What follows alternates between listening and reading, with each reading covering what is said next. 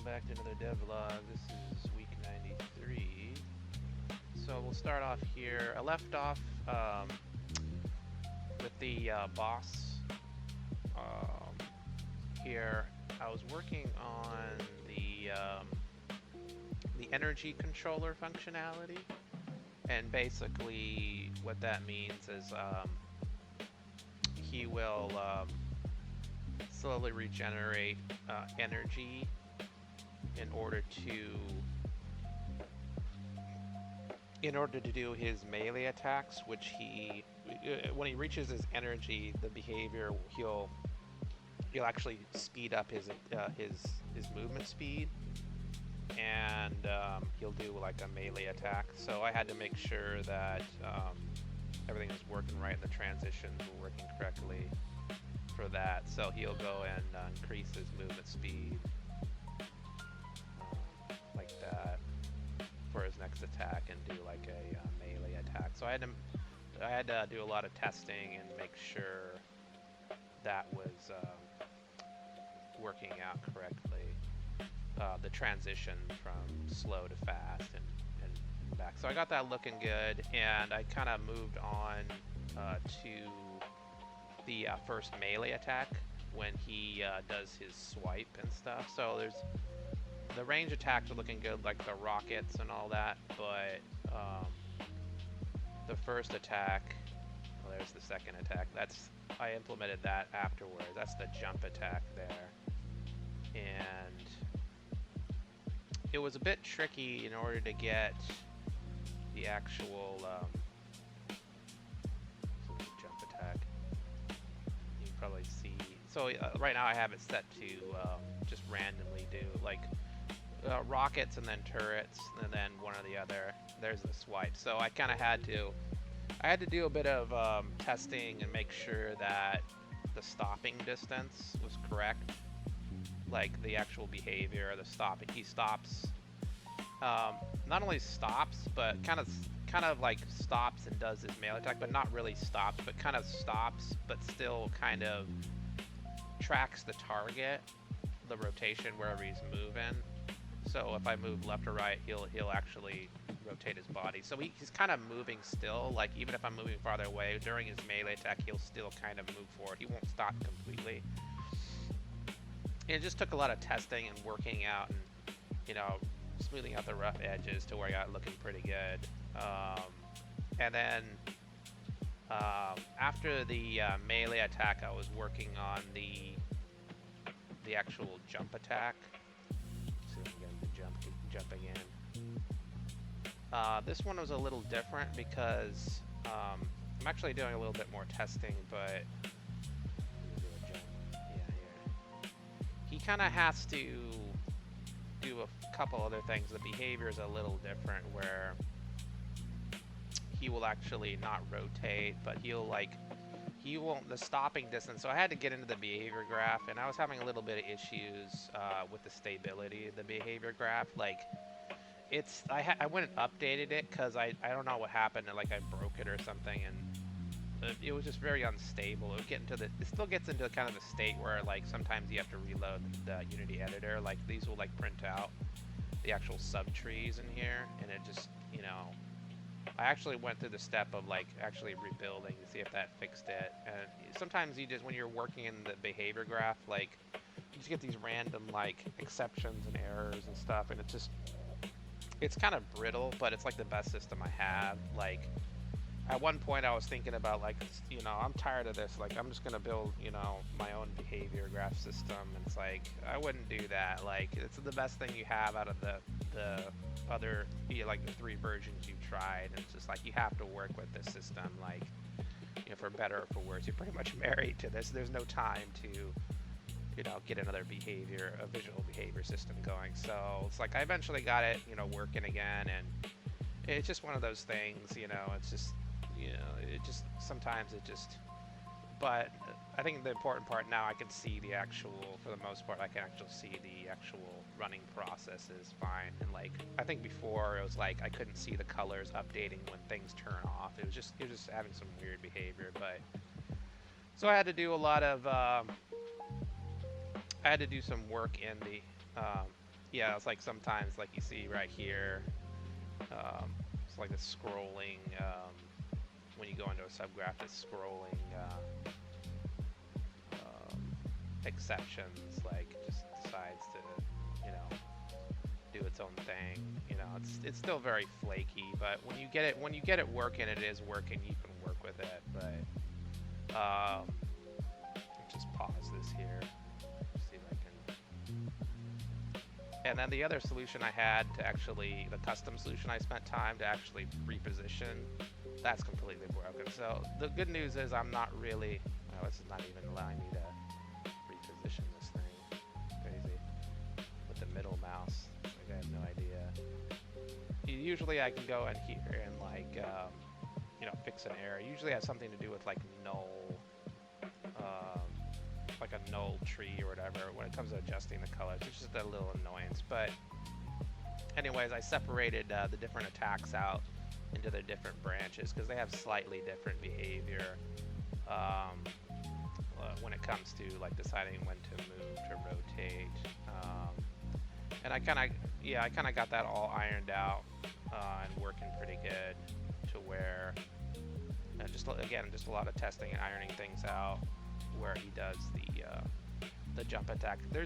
You know, the jump attack, it's like a 50-50 sometimes. I think it works off like a prediction to where you're going. I think I have to tighten it up next week because sometimes he lands, you know, he tracks you and lands right in your position, which is good. But other times he just kind of misses and goes way off. It's not even close to where you are, so it's not really consistent. Yeah, like that. It's just like it's not even on target. It's just way off, but it just needs more work in general. So on Wednesday, I was actually satisfied with the melee attacks and, you know, the whole process of the attacking and then shifting the energy controller and doing, you know, from range attack to melee attacks. All that was looking pretty good. What I did next after that, I went into the rockets because the rockets weren't really doing any damage to the player. I kind of had to modify a bit. It was not that bad where I just made sure that you know, it spawns like a little damage on the explosion because it's a little different. It's not the projectile that damages you; it's actually the explosion when it goes off. It'll like do a sphere collider and then apply damage. So fix that up, and the next thing I was working on was we go over here to, let's turn off the crab. Next thing I was working on was these little mine distribution stations, this functionality. So basically I had to come up with a prefab and find like one that would work. I found this one. There's a bunch of different options, but this one seemed the best because it had a separate piece. And so I did my usual thing. I took the interaction from other things and I made it apply with no animation, but basically I did a little monoscript where it's running off a cycle. So on the start, it'll start like this, and then on a timer, let's just put it 3 seconds, it'll turn on the prefab for a new mine, and then all this logic to say when you interact with it and whatnot, like you can grab a mine. And then this was a new animation here where I had to implement logic, you know, to say, like almost like a new state to say is carrying to my input manager. Like I had to go and Mixamo. I found some sort of carrying animation, but I had to go into UMotion and tidy it up to reposition the IK arms and do a little additive layer. And that's where the UMotion really shines, because you can take Mixamo animations that don't quite, they're not quite good enough, or they don't align properly with your custom rig, and you can really reposition them to what you're looking for. So, you know, I had to get on the interaction. I actually spawn a prefab, you know, and then place it on my transform. And the next thing was Actually, I've done some rigid body physics work before, but I had to make sure when you're carrying a mine, like a special case, the actual B button will drop it like that, and then you'd switch back to normal, a non-carrying regular. And I had to make sure that when you drop it, it has a rigid body and that it collides with the ground, and then once it hits the ground, it becomes active, and then you can actually um, put a little collider so that, you know, like I can't interact with it directly, but like the actual enemy boss, like he can actually detect with his feet detectors. He can actually detect and step on. Maybe I can bring this guy back. Yeah, if you look here, I put little feet detectors. Maybe I can use this for like sound detection, but if that collides with one of the mines, then it'll go and do explosion. I'll talk about that next. That's what happened the next day. So, but anyways, I also went the extra step, and when I place a mine, I can actually interact with it again and pick it back up. And instead of doing some sort of fancy animation, like, you know, bend over, pick it up, and get complicated fancy, I just made it so that, like a code routine, that you'll crouch temporarily and then stand up and apply the actual carry, and it looks just as good. You know, it's just little things that, like, you know, is it AAA quality? No. Does it get the point across? Yes. And so here we're carrying the mine. It's supposed to be heavy. You know, I didn't get this custom animation to, like, if you know, like you're carrying something really heavy, like an arduous task, but it's just a basic carrying, you know. And that's fine enough for the quality of my game. You know, I can't put, you know, a lot of time into like things that don't carry a lot of value. That's just the way it is. But anyways, yeah, now it's like instead of dropping a mine and, you know, that's it, you can actually grab it again and reposition it if you want. So that little extra thing, I think, brought some value. And then I have kind of a mine manager. So I have multiple of these little mine stations. If you take too many mines, it kind of knows how many are in the scene. And then it won't allow you to grab anymore. So I can adjust this for like gameplay tuning, you know, on the time of the spawn. And so the purpose of all this prototype is to make sure the functionality's there and prepared and ready for when I'm in the, you know, when I'm doing gameplay testing, so I can balance it, like, and I make even if it's not used ultimately in the end result, like I'm just not using it, I try to think about, like, okay, what do I need, you know, to make this whole thing work? So that's all working. I got that mine distribution system working and all that. So that's good. And then Thursday, yeah, I was working on like the boss interaction with the mines. So like I said before, if the boss steps on a mine, then there's going to be like a little VFX explosion, and I kind of had to work with I had to do a little bit extra work in this case. So let's just get this boss back here. So he'll just, yeah, when he steps on a mine, he will go into like a stun. So putting this animation here, what I had to do though is for this one, I had to introduce a custom state in the behavior graph for like a stunned case. And usually when I copy over, it has most of the basic general states, so I can get away with, since it's using like a string behavior state to like map out in relation, I could use the base enemy shooter like I always have, but this one in particular, since I'm adding a difference in states, I had to kind of go in and the underlying, the code and the data structure to add this new stun state, I had to go and modify for its own custom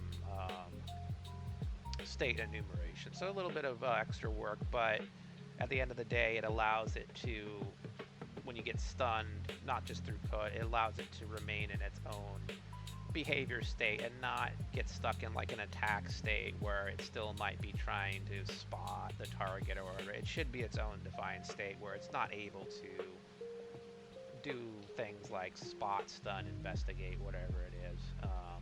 So um, there's still a lot of rough edges. Like I have to do a lot of testing, and that comes at the end after I think next week, where I'm going to test the full cycle of like when I implement EQS, it's like make sure that everything is like when he's stunned, there's no weirdness. Right now there's some weirdness happening where it likes to investigate or it starts to move when it's stunned. Things like undesired behavior that I still haven't sorted out. So even by the end of this week, you know, I still realize, you know, there's at least one more week of like fine tuning.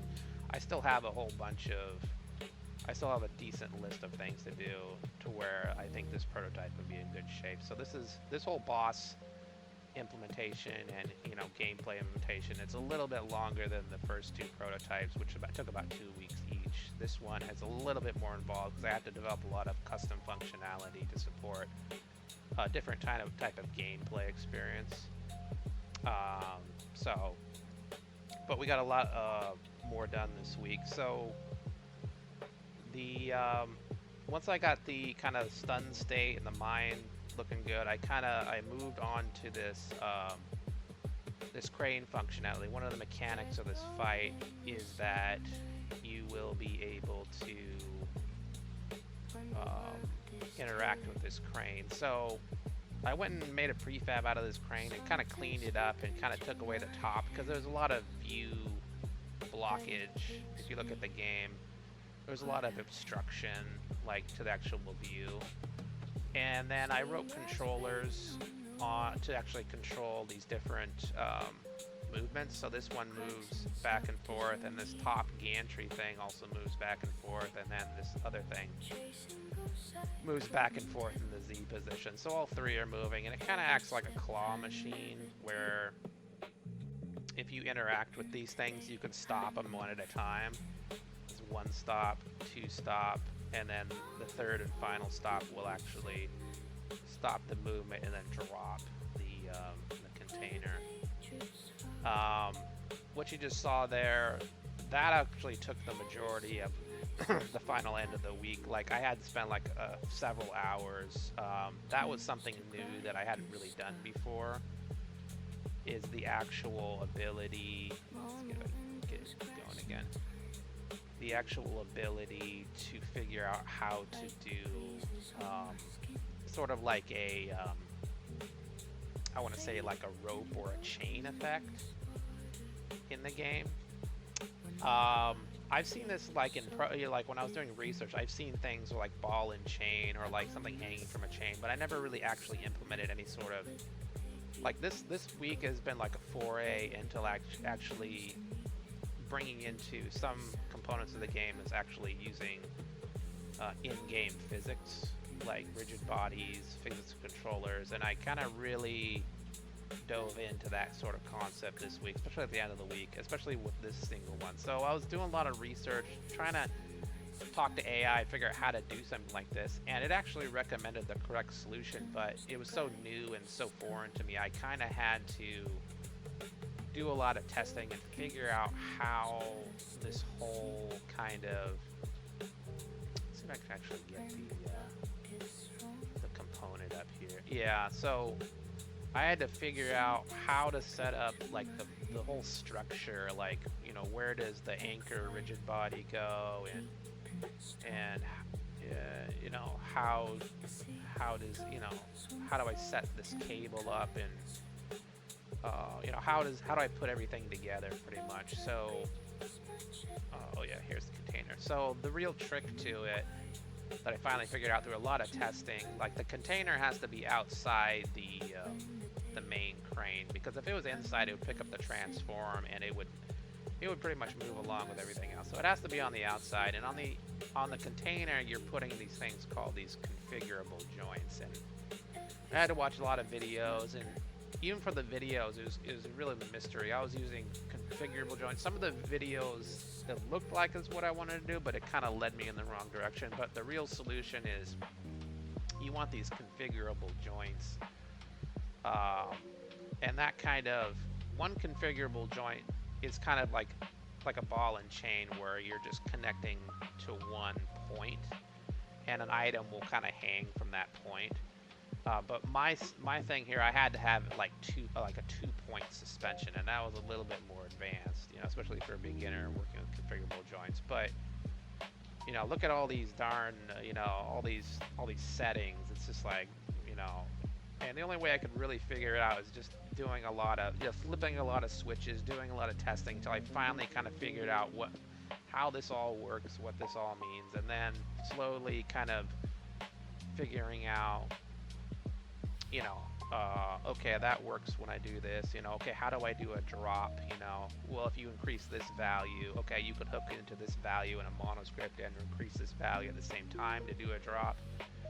The other thing too is that you can have these suspensions, but there's no actual cable lines here.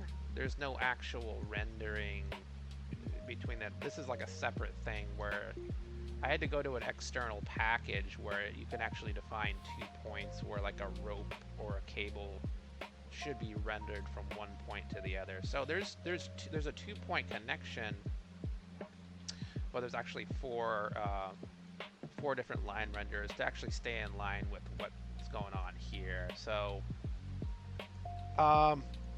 there's just a lot of finer details when it comes to implementing the physics to get it looking right.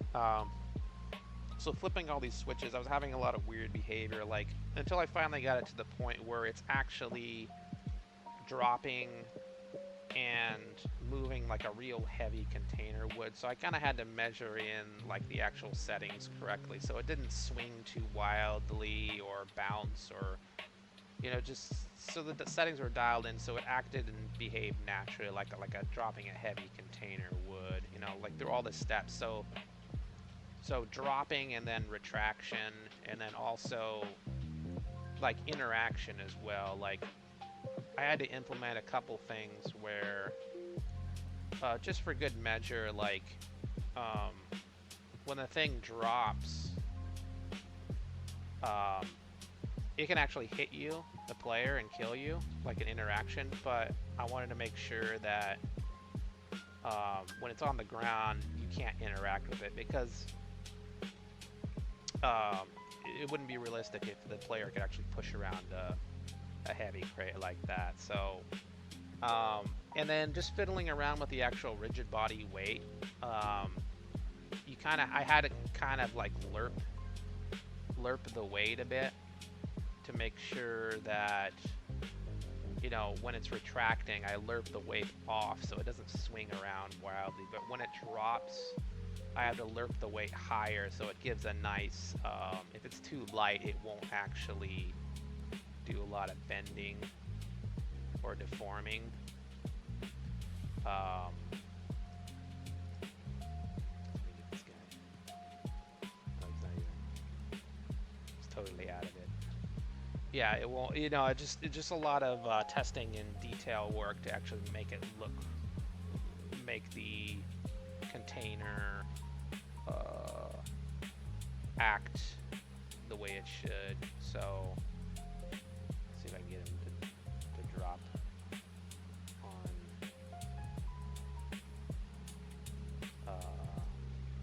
So the other thing too is like when the let's get a drop here. Yeah, so it looks pretty good. Like the heavy rigid body, when it drops on the crab, he actually falls and it kind of goes off balance a little bit, like it would naturally. Before, if the weight was too right, it would kind of like stay flat and not look right. But I had to do some work with the crab's rigid body and kind of do what I did with the mech controller. Let's see if I can actually turn on the. I went and did a convex, so it's like working more confident, more reliable how to actually get rigid body collisions working. I had to put this one on the actual armature and adjust it a little bit so it matches the form of the body, and this is what it interacts with. And I had to make sure that it doesn't collide with everything else. So there's all these little different things to make sure, you know, you can get the desired result that you wanted. Like this collides with this and nothing else, and it's all kind of working right. So a lot of bit different work, and then the final, you know, when it actually interacts with this, yeah, like one of these colliders, I think it was the main rigid body collider of the crab. Like, yeah, this big one here, it would actually hit this one. So I kind of had to tell it, you know, and say this collider, specifically ignore this collider, even though it's a valid rigid body on the enemy layer. We don't want to physically collide with that. We want to collide with just this one defined for the body. So a bunch of different work like that. And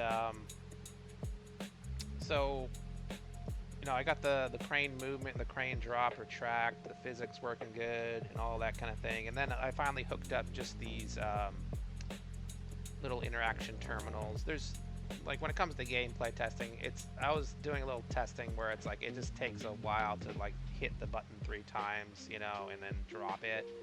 So there's a bit of polish to be done here, but in a sense, it's functional in what it needs to do right now. And then that was pretty much bringing me to the end of the week. I think, so I have another tool in my tool bag now. I can do these little bit of physics work now in like configurable joints. I actually know what's going on here, so that might be useful in the future. But I think the last part of the day, or last part of the week, I was tackling the issue about when, just go here. This is a special circumstance, like new gameplay functionality. Previously, I had these dodge animations, and you know, that's fine, but the dodge animations always go at the same speed as while you're running. There's no difference in speed. My goal here was to, like, on these different attacks, to say, okay, the idea is that, like, there's a little window on these attacks, right? And like first he starts shooting at your feet, and then the laser goes up and then hits you, and that gives you a little, it should trigger like a little ability, like if you hit the dodge button at a certain time. What I wanted to happen was it would actually, like, it was a multi-part problem where, let's see if I can get my proxy target. It's a multi-part problem. First was merely the speed boost, implementing something to say, hey, I'm gonna put something on this to say, if we're dodging, I want you to do like a speed adjustment every time without question. And that was the first step. The second, and the overall goal was to be is to not only have a little. I think the third part is like detecting, and that's where I kind of left off this week. Like, I was working on the actual implementing per weapon, the actual window enabling, and for each weapon. So I was able to do it for one, but not demo this week, to where during a certain time period, a window, when he starts shooting his lasers at you, it enables the ability, if you hit dodge, to actually do this, I call it critical dodge, where it gives you a speed boost, but more importantly, what it does, if you look closely here, you have this little marker, right? And previously in all my other systems, where it's like, I just use the actual player transform target where it is now, right in the center, for like target tracking, aim, everything like that, right? And what I wanted to do is when you pull off a critical dodge, let's just say a rocket's coming at you, I wanted to kind of leave like a ghost target where the tracking of the rockets, or the tracking of the just the AI in general, it would not track you exactly on a critical dodge, but it would actually track this this, I call it a proxy target, where you know, it will leave behind a proxy target, and that is where, I don't know, projectiles or the AI controller in general, instead of using the main transform, which is always on the player, if you pull off a critical dodge, it kind of leaves a ghost target behind, and the rockets will follow that. And so the idea is, like, during the window, if you pull off a critical attack, it'll leave this sort of false decoy target that the AI will track, and then the projectiles will miss you completely, right? That's the idea, the overall idea. So instead of, because there's always, especially with the lasers, like, if you didn't have that sort of thing, like, even if you dodge, like, at speed, the lasers would still track you pretty much perfectly, and that's not really what we wanted to do. So, but in order to do that, I kind of had to upend my assumptions for core systems in order to implement not the whole, not everything, but just what needs to be using this new proxy target system. So doing a lot of testing at the end of the week, I actually got it looking pretty good, where if you pull off a critical move, it'll actually, and I can adjust these properties to say how far it lags behind, what the speed is, and whatnot. And right now I have it on for everything, just for testing. But I think next week the first bit of work is to just allow these critical dodges during the windows whenever like a projectile is close to hitting you, or there's a certain window when he's attacking, like right when he's about to swipe you, if you can do a critical strike, or right when he's about to land on you with the jump. So that's all for next week, but the systems are there in place, and I think it's looking pretty good. I was trying to get the demo for this week looking good, but it's just like I did, just trying to get the demo working. There's so many rough edges still with this prototype. It certainly needs the better chunk of another week to really iron out some of the core issues and main problems. There's still a couple other big pieces to figure out, like EQS for cover, and then EQS for reacquiring target, and make sure the actual behavior graph cycle is looking good for a complete cycle. There's no kind of weirdness going on. So there's that, and then also we're going for like a visual effects and sound effects pass. So right now I've opted for no sound effects until the last. And some of the visual effects, most of the visual effects are looking, are there and looking good, but I think there's a couple of visual effects I should apply to kind of finish off the prototype. So I think that this prototype required a little bit more time to really get into a shape for final gameplay tuning. But I think the better part of another week we'll get it done, and we'll be finally looking good on the first bros. So we've come a long way from the first week to now this. I'm liking it. It's become good, but it just still needs a bit more work continuing on for this. But that's pretty much all there is for this week. We will wrap it up here and catch you next week. Hopefully we'll be done with this and moving on to the next thing, the project. All right, thanks for listening. Goodbye.